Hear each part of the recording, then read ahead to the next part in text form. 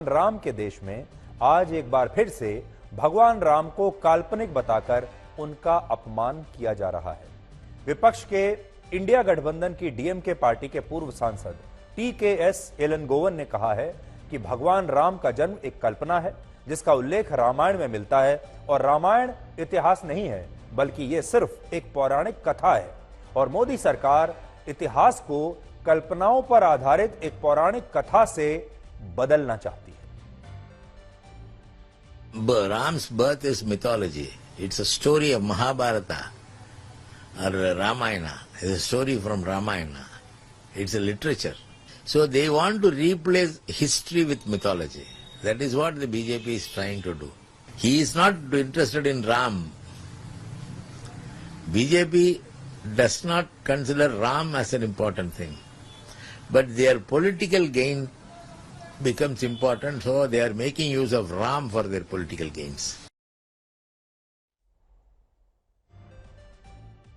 DMK विपक्ष के India गठबंधन की सहयोगी पार्टी है जिसके नेता उदयनिधि स्टालिन भी सनातन धर्म की तुलना पहले डेंगू और मलेरिया जैसी बीमारियों से कर चुके हैं और अब उन्हीं की पार्टी के एक और नेता ने भगवान राम के जन्म को पौराणिक कथा बताया है और ऐसा करने वाले ये हमारे देश के अकेले नेता नहीं है। लोकसभा में कांग्रेस पार्टी के नेता अधीर रंजन चौधरी ने आज भगवान राम को बीजेपी का एक चुनावी प्रोडक्ट बताया है और कहा है कि राम मंदिर का उद्घाटन करके मोदी सरकार देश के लोगों के धार्मिक उन्माद से उन्हें प्रेरित करना चाहती है। इसी तरह विपक्षी दलों के कई नेता अब इस बात पर भी आपत्ति जता रहे हैं कि अयोध्या में राम मंदिर के उद्घाटन कार्यक्रम में प्रधानमंत्री मोदी को क्यों आमंत्रित किया गया है और विपक्षी दल भगवान राम के प्राण प्रतिष्ठा कार्यक्रम को अब बीजेपी का कार्यक्रम बता रहे हैं। जबकि बीजेपी का कहना है कि कांग्रेस पार्टी और विपक्ष के जिन नेताओं ने आज तक अयोध्या में राम मंदिर के दर्शन तक नहीं किए वो नेता अब राम मंदिर के उद्घाटन में प्रधानमंत्री मोदी के जाने से इतने परेशान क्यों हैं। এখন রাম হচ্ছে ভোটের পণ্য, ইলেকটোরাল প্রোডাক্ট। রাম পুজো করার জন্য নয়, রাম এখন বিজেপি পার্টির ইলেকটোরাল প্রোডাক্ট অর্থাৎ নির্বাচনী পণ্য। রামের নামে দাঙ্গা হবে, রামের নামে বিভাজন হবে, রামের নামে আমার আপনার মধ্যে দূরত্ব তৈরি হবে। সেটা করতে না পারলে ভোট হবে কি করে? निमंत्रण सिर्फ एक ही पार्टी को जा रहा है क्या? कौन कौन पहुंचता कौन नहीं पहुंचता उस पर मैं कोई टिप्पणी नहीं कर सकता हूं, लेकिन भगवान सिर्फ एक पार्टी तक सीमित रह गए हैं क्या? निमंत्रण देने हैं और उसमें अगर उत्साह और उल्लास सबका देखना है तो सभी को होना चाहिए, सभी को निमंत्रित करना चाहिए। अब उनको अपनी परिस्थितियों को देखते हुए क्या करना है वो निर्णय लेंगे, लेकिन आप इसको एक पार्टी का प्रोग्राम बना रहे हैं। क्या ये पार्टी का प्रोग्राम है और एक ही व्यक्ति विशेष का ही प्रोग्राम है?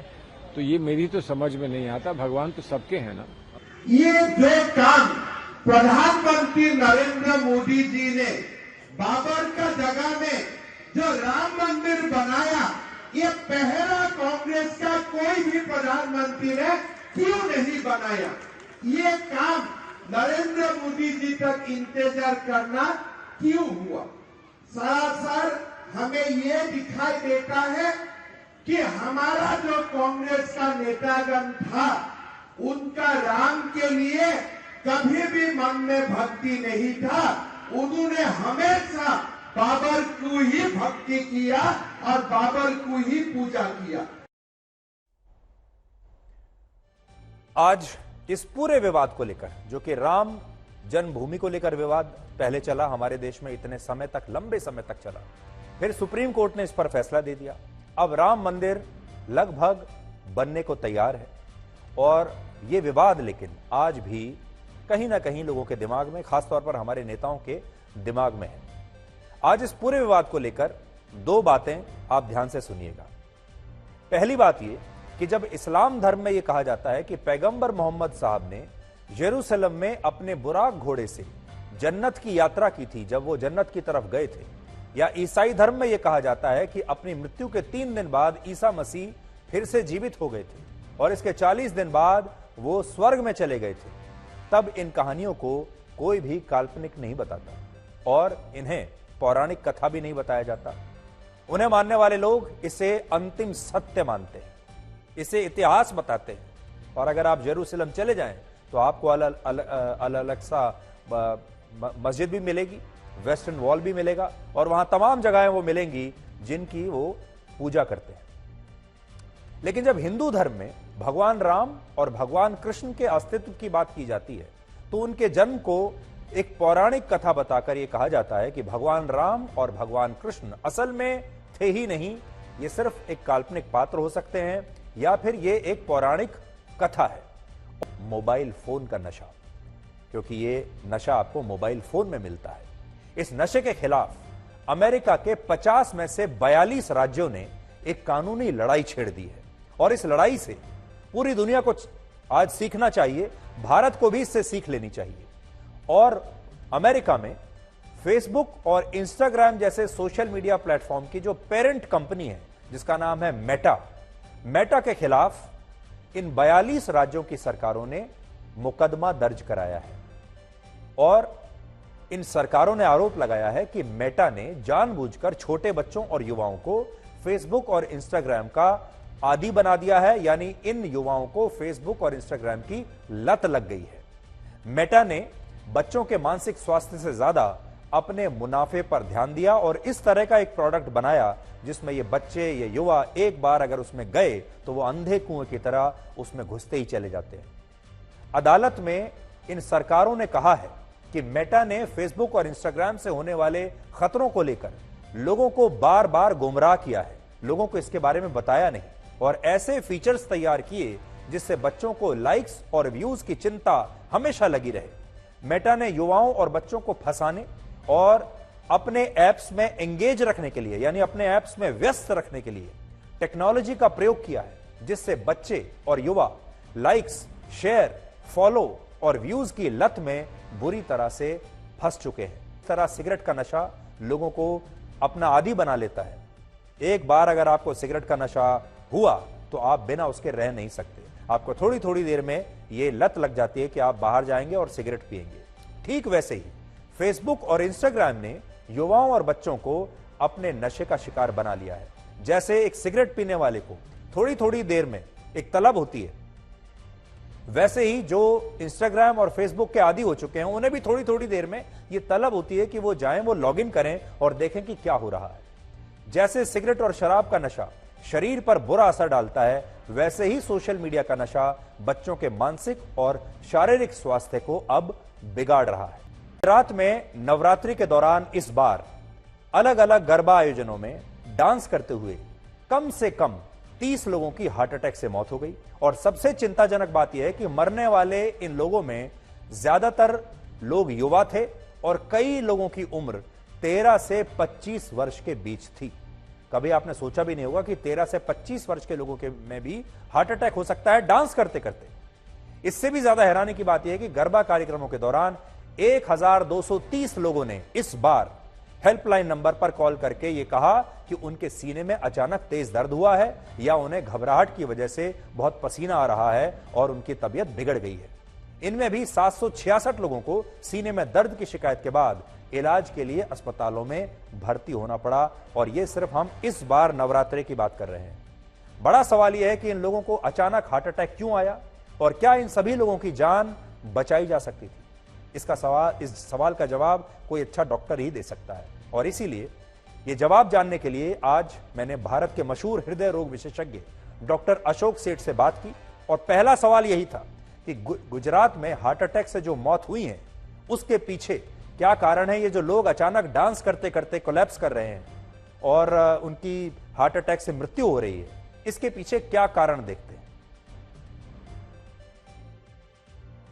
हाँ जी, मैं ये रिपोर्ट्स आई हैं और हमें समझना चाहिए कि ये एक एक्सर्शन वाला इशू है।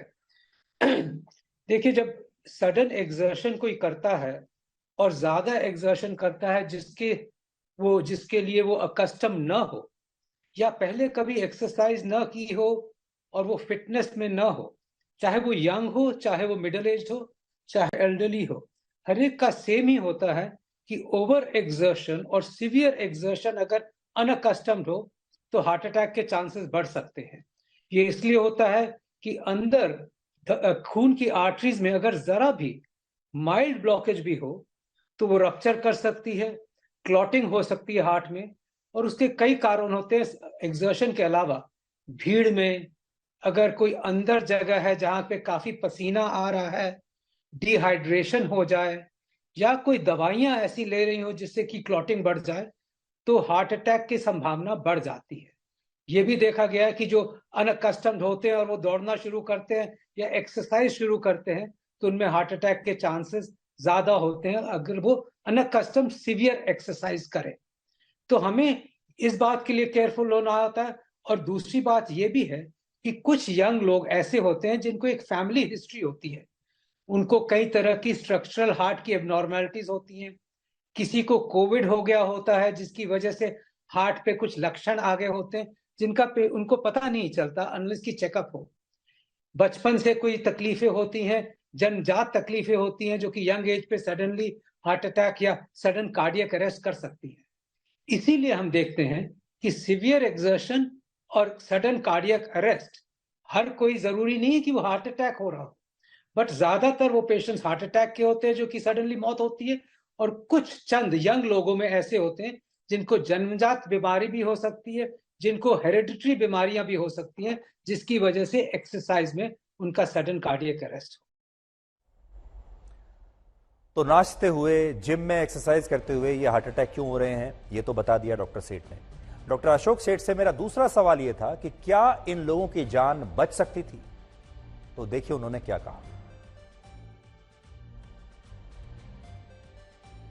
देखिए, पेशेंट की सावधानी एक बात है, या लोगों की सावधानी एक बात है कि वो रेगुलर अपना समझें, अपनी बॉडी को समझें, ऐसे सिंपल चेकअप्स कराएं जिनसे उनको पता रहे कि उनको कोई ऐसी बीमारियां तो नहीं है, जैसे कि diabetes, high blood pressure, family history में अगर परेशानी है, स्पेशली जो स्मोकिंग बहुत ज्यादा करते हैं, उनको ये सब चीजों के चांसेस ज्यादा होते हैं। तो इसको अपनी बॉडी को समझना बहुत जरूरी है और उसके रिस्क फैक्टर्स को समझना जरूरी है। बाय रूटीन जीपी के साथ चेकअप भी करने से ये बातें पता चल जाती हैं। समझना चाहिए कि अगर फैमिली हिस्ट्री है और सडन कार्डियक अरेस्ट की फैमिली हिस्ट्री है, यंग एज पे पिता या माता को सडन कार्डियक अरेस्ट या हार्ट अटैक हो, तो अपना चेकअप जरूर यंग एज पे ही करा लेना चाहिए। बट सबसे ज्यादा एक और बात मैं समझाना चाहता हूं कि हम देखते हैं कि लोग हमारे सामने कोलैप्स हो रहे हैं। ये सब चीजें, ये सब अनफॉर्चुनेट इंसिडेंट्स जो हुए हैं वो पब्लिक में हुए हैं, और ये दो चीजों से बच सकते थे वो लोग। एक तो कि अगर हम ऐसी कंग्रीगेशन कर रहे हैं, ऐसे इतने लोगों को बुलाया हुआ है, तो ये एक्सपेक्ट करते हुए आर्टिफिशियल एक्सटर्नल डिफिब्रिलेटर, एक 2 लाख 2.5 लाख की एक लाइफ सेविंग इक्विपमेंट होता है, जो कि आपने देखा होगा प्लेन्स में भी होता है, कई जगह बाहर में मॉल्स वगैरह में भी होता है। तो ये जरूर है कि उसको अब इनको ऑर्गेनाइज करना चाहिए, ऑर्गेनाइजर्स को समझना चाहिए कि वो एक लाइफ सेविंग डिवाइस है जिससे कि हम लोगों को बचा सकते एक ही बार शॉक देख के। और ये तो वेस्ट में हर एक जगह, हर मॉल में, हर कंग्रीगेशन में अवेलेबल होता है। दूसरी बात यह है कि मैं कहता हूं कि पब्लिक का कर्तव्य है कि लोगों को सिर्फ देखना नहीं कि कोलैप्स कर गए हैं, कुछ लोग तो वीडियो भी खींचना शुरू कर देते हैं, विच इज सो अनफॉर्चुनेट। इसीलिए तो ये सब दृश्य घूमते रहते हैं। बट हम तो पेशेंट को, हम तो उसको बचा सकते हैं अगर हमें सिर्फ बेसिक कार्डियक रिससिटेशन आए, जिसका कि हम उसको नीचे लेटा के छाती पे अगर हम 2 इंच दबाएं, और इसके कई वीडियोस अवेलेबल हैं, कई व्हाट्सएप पे अवेलेबल है, कई यूट्यूब पे अवेलेबल है, जिससे कि हम लाइफ बचा सकते हैं।